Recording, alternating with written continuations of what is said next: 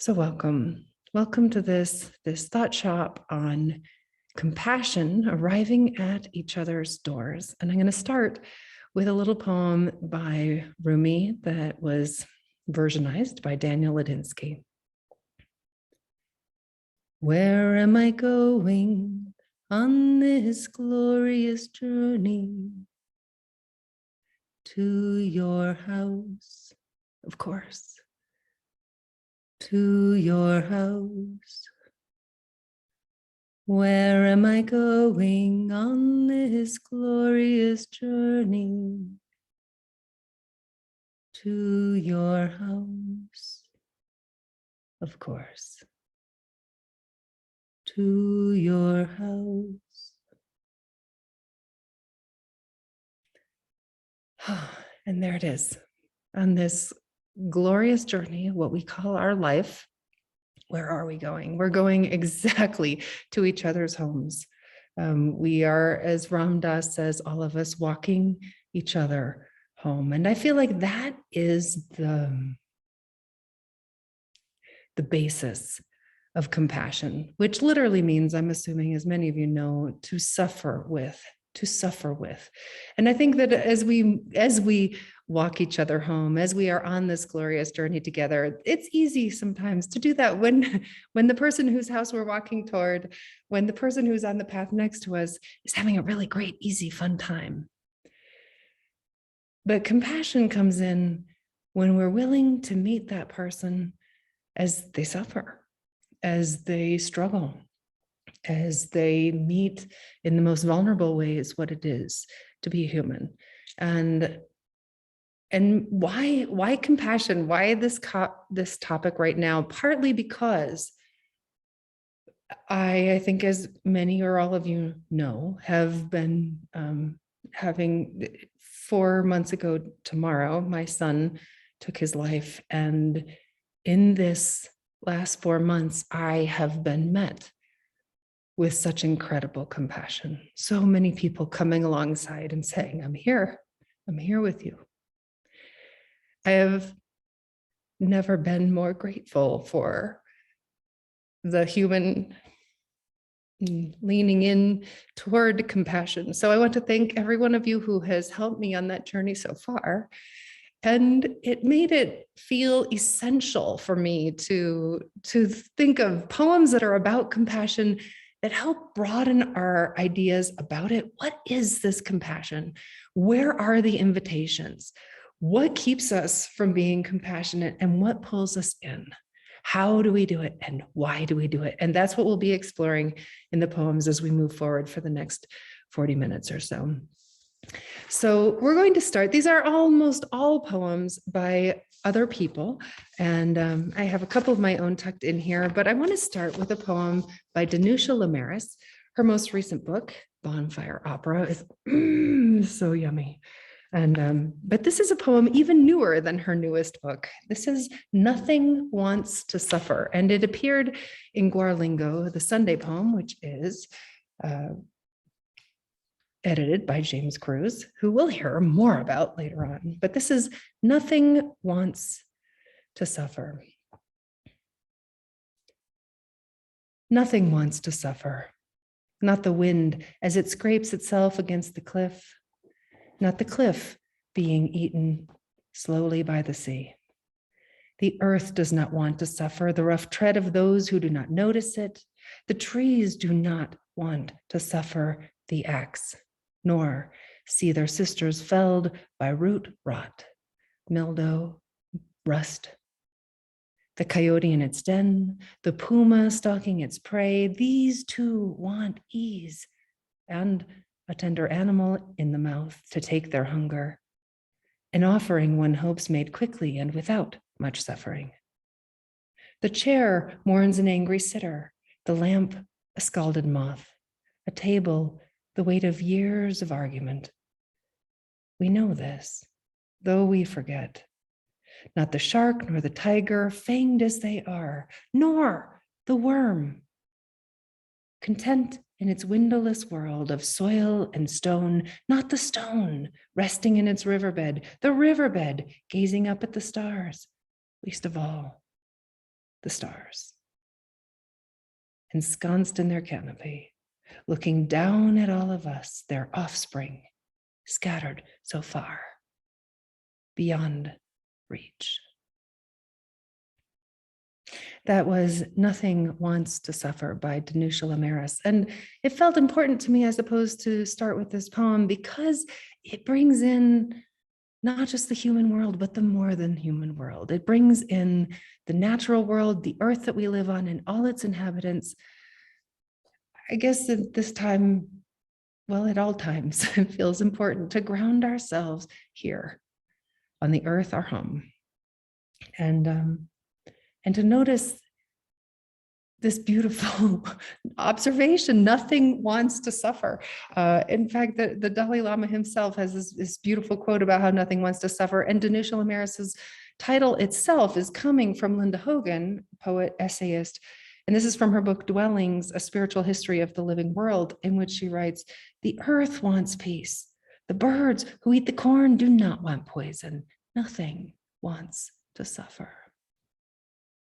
Nothing wants to suffer. What an incredible truth, just to touch that.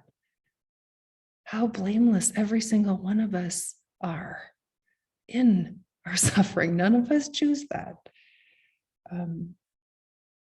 So this first step in how do we meet compassion, by understanding that any of the people who we are meeting on our path, as we go to each other's homes, as we walk each other home, knowing that each of us would choose to not suffer if we could. So I suggest writing a poem that begins with this. If you write poems, you could write a journal, you could write a short story. It really doesn't matter how you write this. You could just sit there and think about it.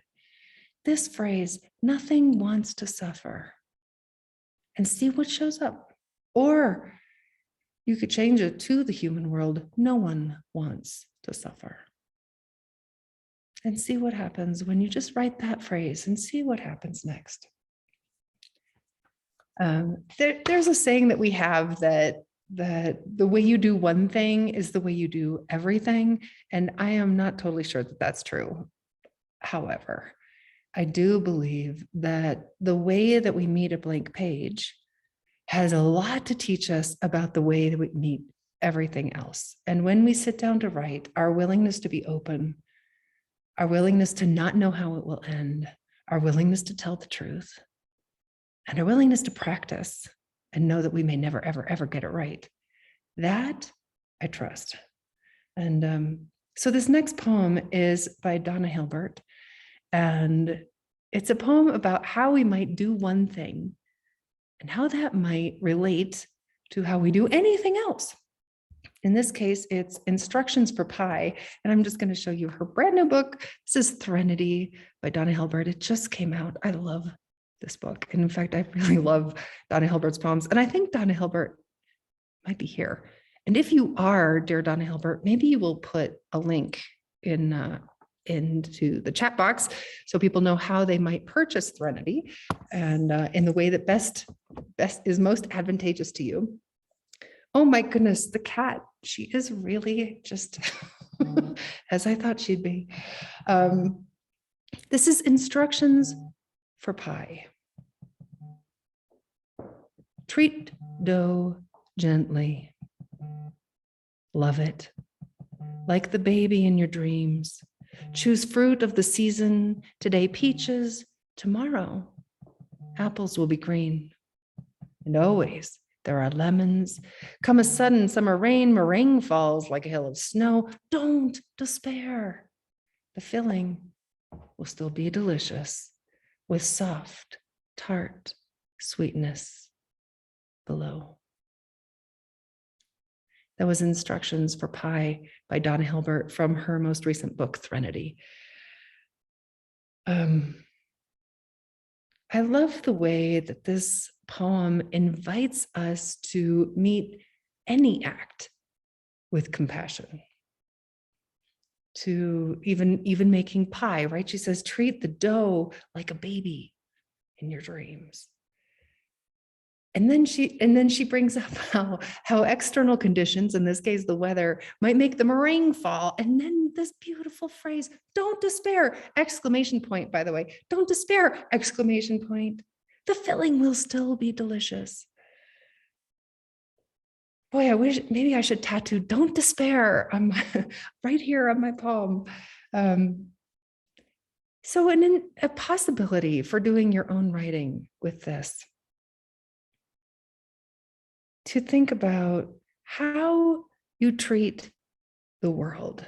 Just think of any simple act. It could, here, as Donna Hilbert has, making a pie, but it could be how you wash the dishes, how you make the bed, how you brush your teeth, how you make your child's lunch, how you drive to work. How are you treating the world in that one simple act? And what does it have to teach you about how to treat everyone? Well, there's an idea. Thank you for that poem, Donna. I don't see that you put your message in there, but please do, if you have a chance, check out Threnody by Donna Hilbert. The invitations for compassion, I think, are, well, every time we walk into a room, even if we're the only one in that room, I suppose. And every time we walk outside, and sometimes those invitations come by seeing how someone else is choosing to meet the world. And in this poem, Shoulders by Naomi Shihabnai, we get to see how one other person's action inspires her to ask a question and wonder, what is it that we're doing? How do we meet this world in a more compassionate way? This is Shoulders by Naomi Shihabnai. A man crosses the street in rain, stepping gently, looking 2 times north and south because his son is asleep on his shoulder. No car must splash him. No car drive too near to his shadow. This man carries the world's most sensitive cargo, but he's not marked. Nowhere does his jacket say, fragile, handle with care. His ears fill up with breathing. He hears the hum of a boy's dream deep inside him. We're not going to be able to live in this world if we are not willing to do what he is doing with one another. The road will only be wide. The rain will never stop falling. That was Shoulders by Naomi Shihabnai from her beautiful book, Red Suitcase. I just want to point out a few things about this poem. I love how this poem begins just by observing. It observes one thing that's happening. She sees this out on the street. And I also love that she tells us the weather. One of my college professors would always say, get the weather right. And here she does. She tells us, is a man crossing the street? What? In the rain. So he's crossing the street, already a little bit dangerous, in the rain, a little bit difficult. So she's already letting us know there's just a little bit of suffering going on here. After painting this picture, then she gives us this, I guess, piece of wisdom. She shows us the little bit of what's at stake, the chink in the poem. We are not going to be able to live in this world if we're not willing to do what he is doing with one another. Wow. Are we willing to carry each other like that? To be filled with the dreams of each other in our ears. And then she ends, the road will only be wide. The rain will never stop falling. In other words, there will always be suffering. Are we willing to carry each other? What a beautiful question, right? So as a writing prompt for this poem, think of an act of kindness that you have witnessed, something that you saw someone else do, and then write about it, just like Naomi did. Write what you observed, and then write about how does it inspire you to meet the rest of the world? How does it inspire you to meet others with more compassion? Oh, good. And I see now that that Donna has put the Threnody link up on the chat bar. Thank you, Donna. So that was an example of how sometimes other people's beautiful acts inspire us to be more compassionate. And what I love about the next poem is that it talks about how when we're super annoyed and get all of our buttons pushed by other people, that is also an invitation to find compassion. And this is by my dear friend, Allison Luderman, because even the word obstacle is an obstacle. And it's from her incredible book, Desire Zoo. Because even the word obstacle is an obstacle.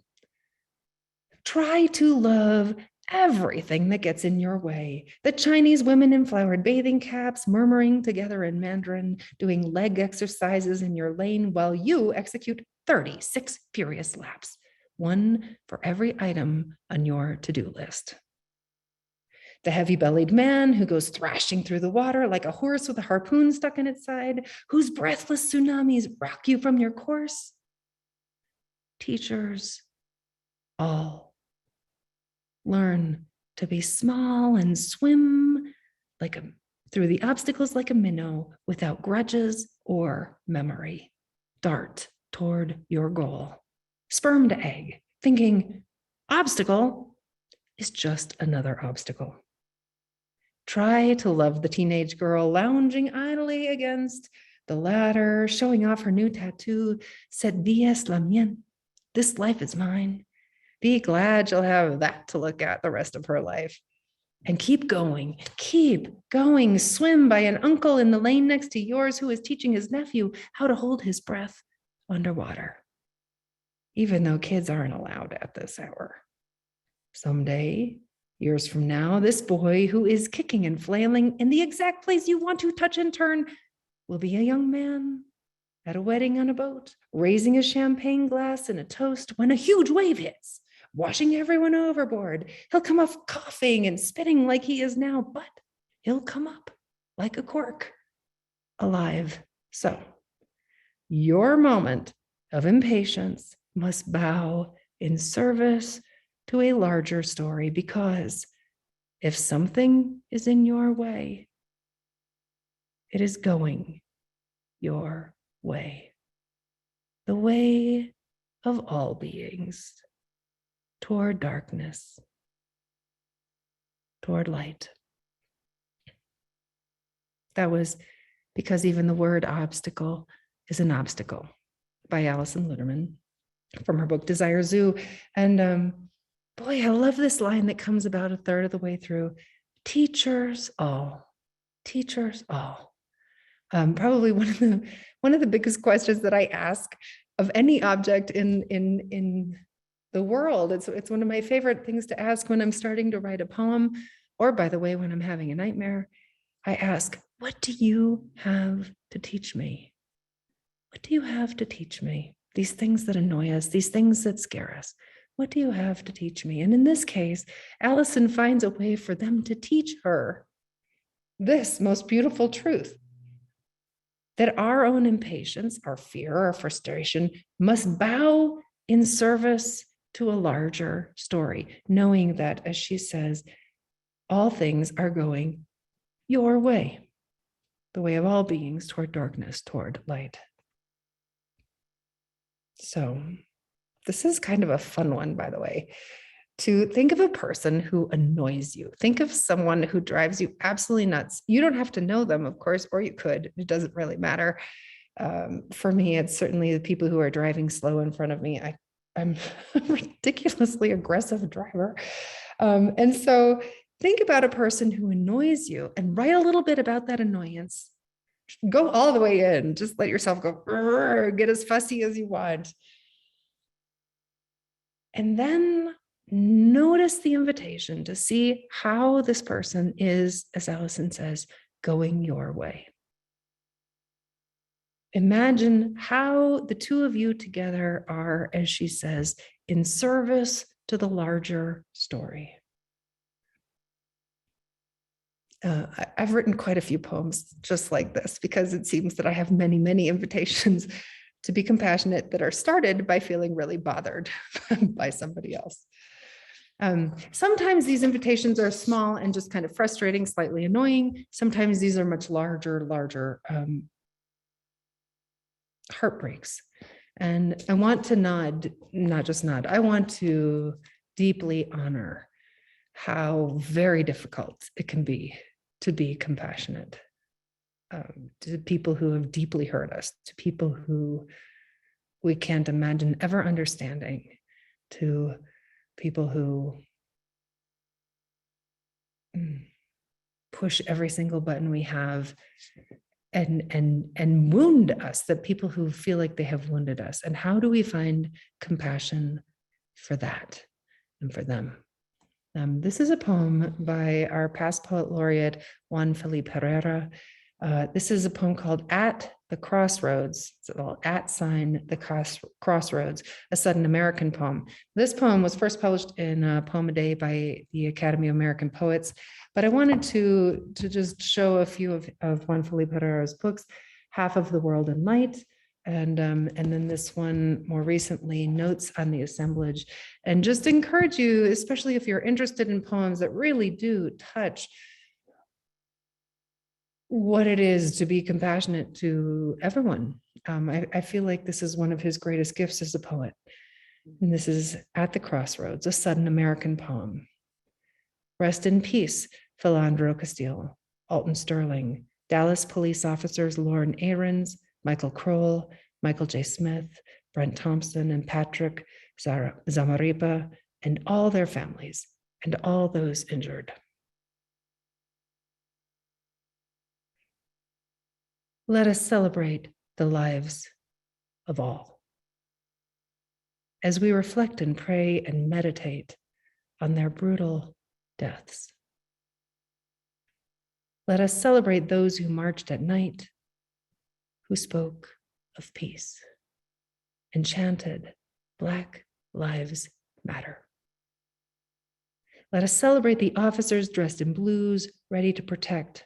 Let us know the departed as we did not know them before, their faces, bodies, names, what they loved, their words, the stories they often spoke. Before we return to the usual business of our days, let us know their lives intimately.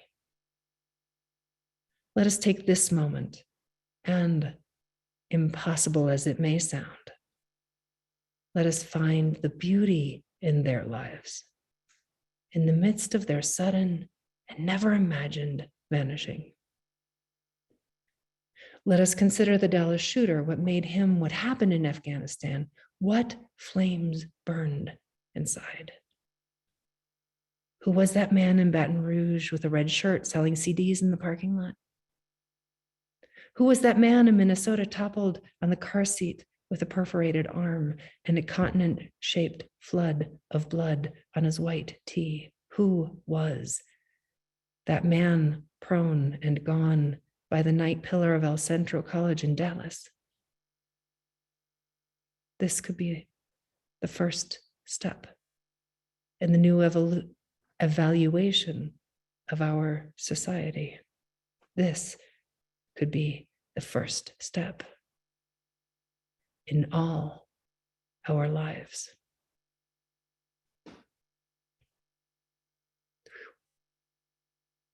This could be the first step in the new evaluation of our society. This could be the first step of all of our lives. That's At the Crossroads, a sudden American poem by Juan Felipe Herrera. And this poem, it's invitation to find the beauty in every life. His invitation to go into the life that we would vilify and see a larger story. Impossible as this may sound, he says. And I love the first line. Let us celebrate the lives of all.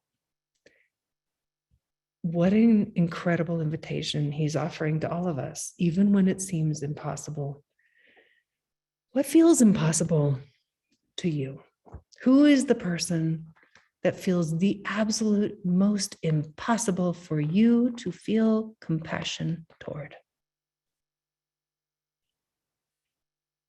And then perhaps do what Juan Felipe Herrera suggests we do.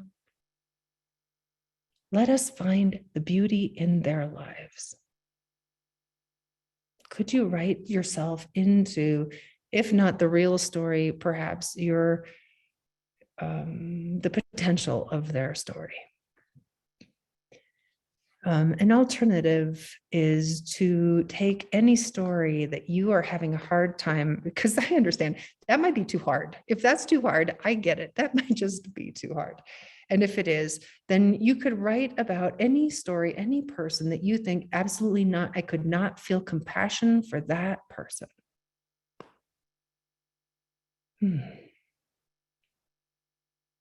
And then write the next step. What is the next step? If compassion is not possible, what is the next step? By the way, with any of these prompts, it's best if you have zero idea of where these are going when you sit down to write. I really believe in the power of letting the poem know much more than we do. And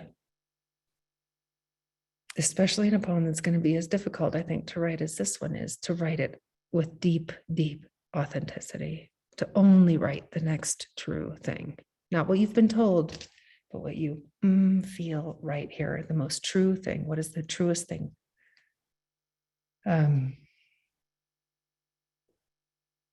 When you're writing these poems, and especially this one, let yourself be led by your breath.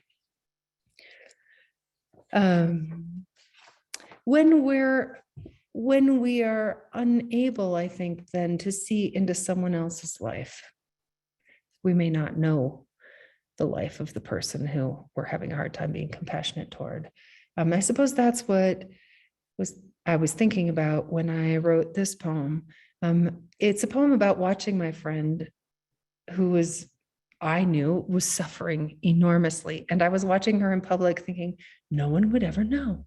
No one would ever know her story.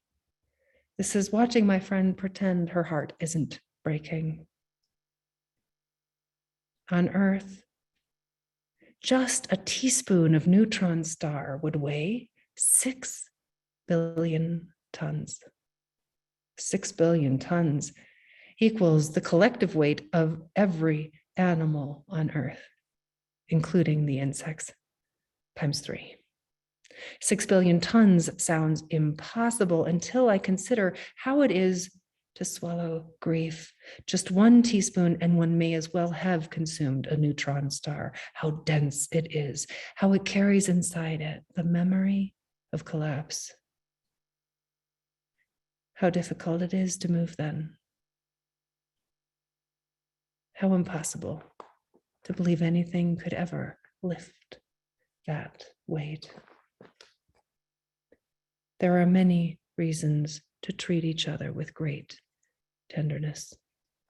One is the sheer miracle that we are together on a planet surrounded by dying stars. And one is none of us can see what anyone else has swallowed. None of us can see what anyone else has swallowed. We really don't know each other's stories. We know what they look like on the street. We might know what they buy in the grocery store. We might know what they say to their kids, but we don't know the full story of that human being. And I feel like this is one of the biggest parts of compassion, right? Is to allow ourselves to feel into another person's story, if not the facts of it, the potential of it, to know that we can't possibly know. So I do want to say too, since Finn died, my son died, I've had so many people write to me about their own losses, and And it's been remarkable because people who I've known for many, many years have told me their stories, have told me about this loss that they've had, about this proximity to a person with depression or suicide. And there is something incredibly beautiful that happens when we meet each other in that very vulnerable space. It's a gift that I never knew that grief would offer, that it would allow us the chance to meet each other completely vulnerably, to know each other as our most human, vulnerable selves. And well, I can't recommend grief. I'm not saying go out and get sad. There is beauty in it that I couldn't have possibly known. There is communion in it that I couldn't have possibly known.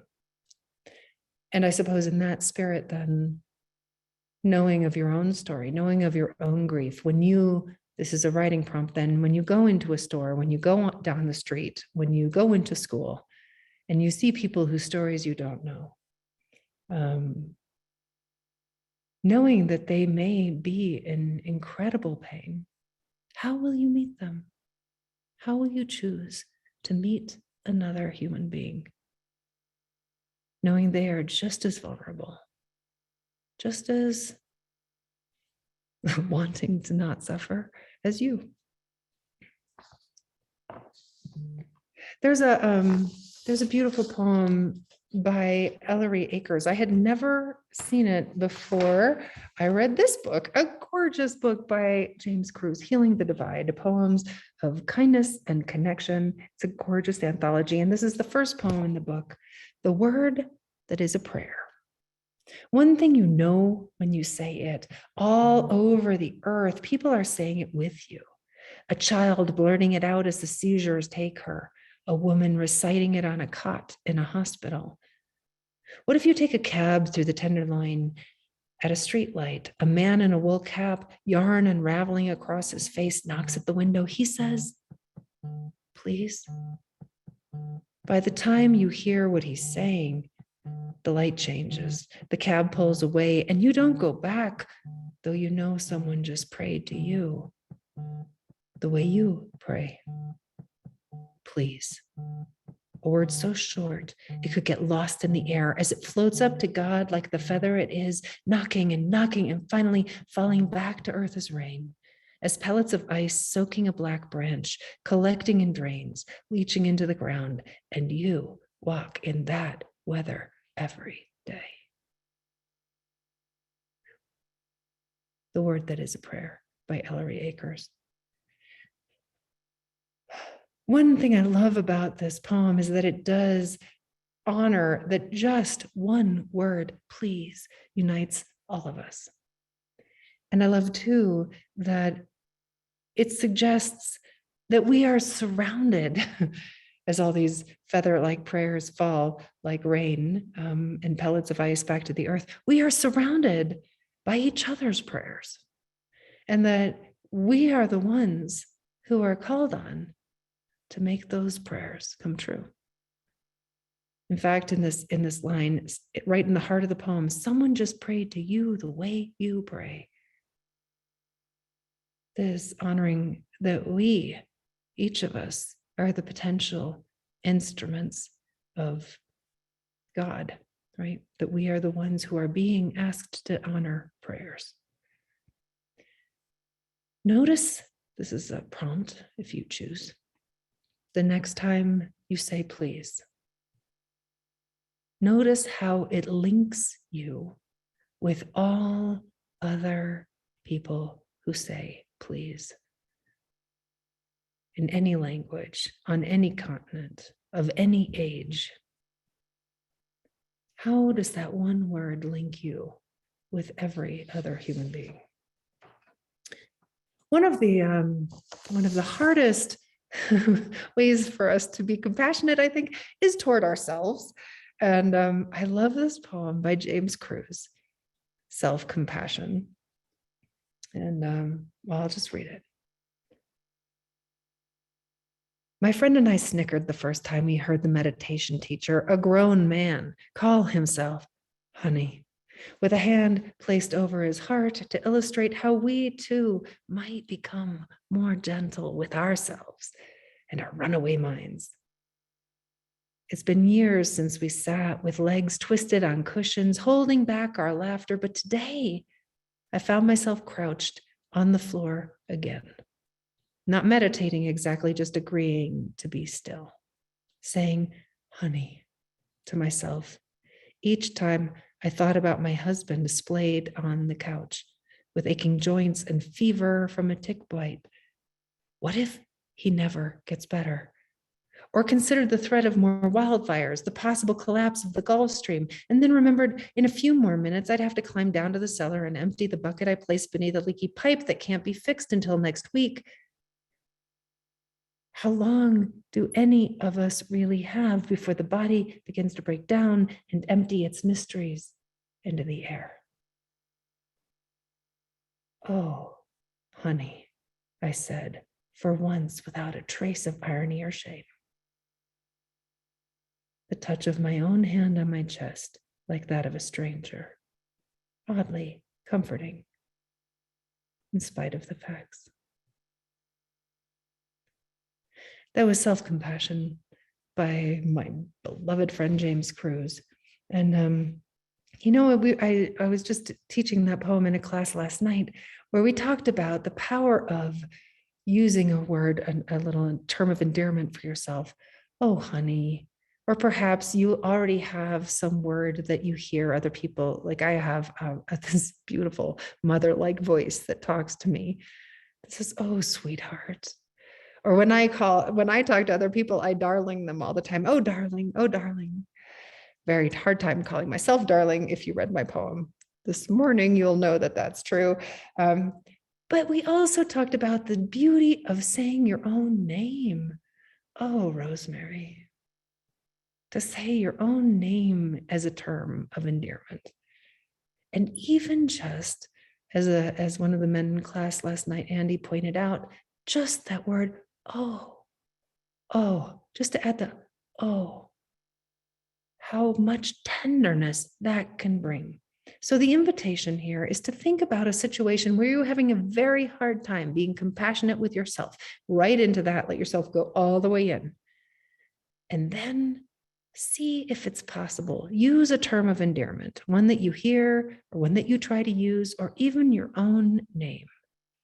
If you want to add that beautiful, oh. And see what kind of voice you could use with yourself that you might very easily use with someone else. How might you speak to yourself in that poem then about this thing that you are having a very difficult time feeling very judgmental about yourself with? Well, you'll see how I did it. If you look at my poem from today, you'll see how I gave myself that very same prompt. Also on the theme of self-compassion, this poem by Julia Fehrenbacher, who, by the way, has a brand new book out, Staying in Love. And Julia, if you are online, if you would please go ahead and put Staying in Love. There's a link on Etsy, on Julia Fehrenbacher's Etsy account, where you can buy it and she will sign it for you. She will sign it for all of your friends. You could send it out as Christmas gifts. But this gorgeous poem called Hold Out Your Hand. Let's forget the world for a while. Fall back and back into the hush and holy of now. Are you listening? This breath invites you to write the first word of your new story. Your new story begins with this: you matter. You are needed, empty and naked, willing to say yes and yes and yes. Do you see the sun shines day after day? Whether you have faith or not, the sparrows continue to sing their song, even when you forget to sing yours. Stop asking, am I good enough? Ask only, am I showing up with love? Life is not a straight line. It's a downpour of gifts. Please, hold out your hand. That's Hold Out Your Hand by Julia Fehrenbacher from her new book, Staying in Love. Oh my goodness.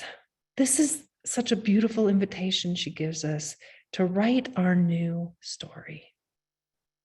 Write your new story. That's a prompt. Write your new story. How, from right this minute, do you choose to meet the world? Or a second prompt that I love, she has this gorgeous little section. You are needed, empty and naked. Oh my gosh, who would want to go there? But wow, we find ourselves there anyway. You are needed, empty and naked, willing to say yes and yes and yes. So the prompt is, what act of compassion is the world asking you to say yes to right now? Write about that. I don't mean you have to say yes. That might be too much to ask, but what is the world asking you to say yes to?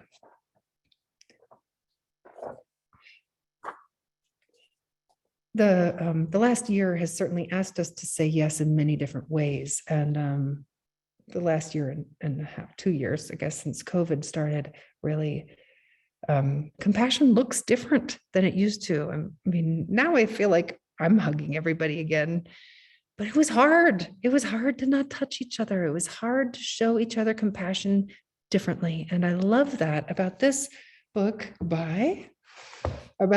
by my dear friend Sharon Corcoran.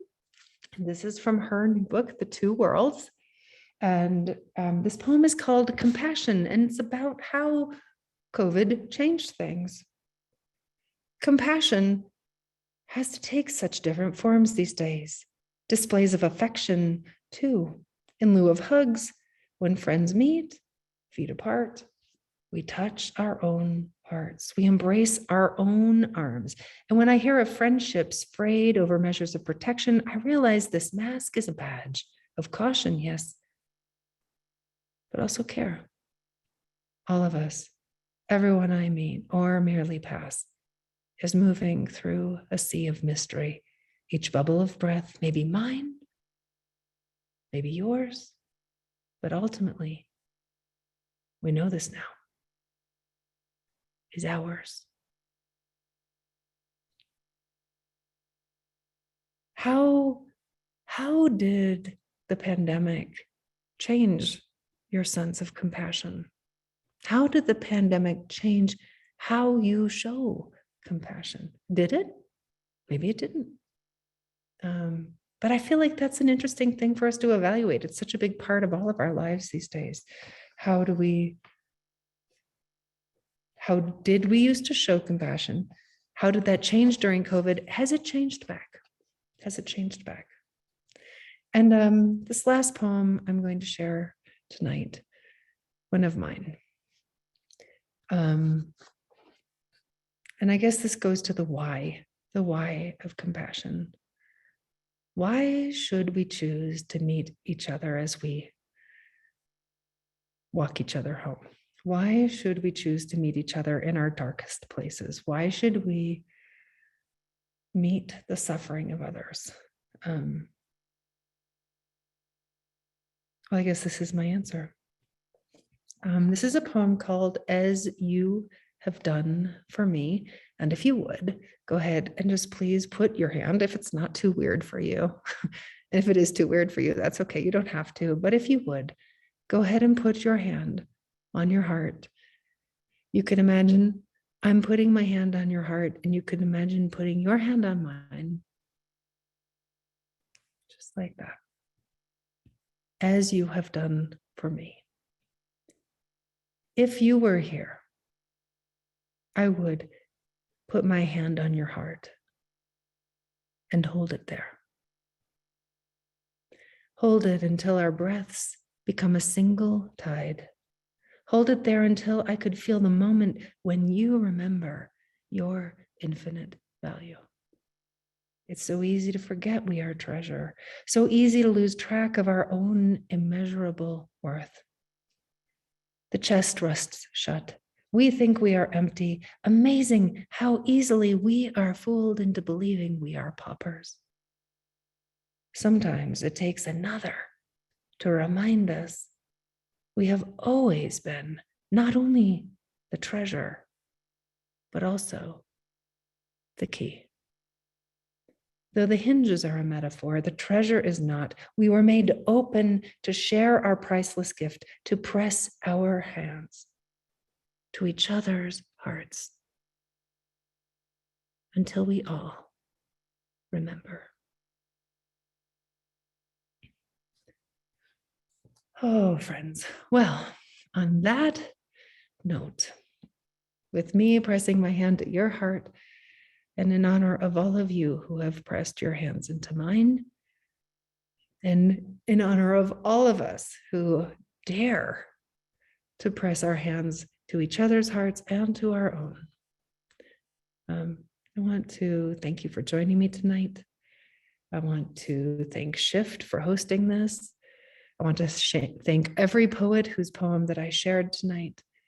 And there will be a recording of this so that you can go through it again. And I am grateful for you. I'm grateful for you. Thank you so much, friends. Officially, we're done, but I'm happy to stay on just for a little bit. And if you have any questions, you could go ahead and put them in the chat bar, or I'll just stay on and continue to spread loving to all of you. Thank you so much. Thank you, everyone who showed up. Oh, there's a little Ketos. Thank you. Little Finnish loving.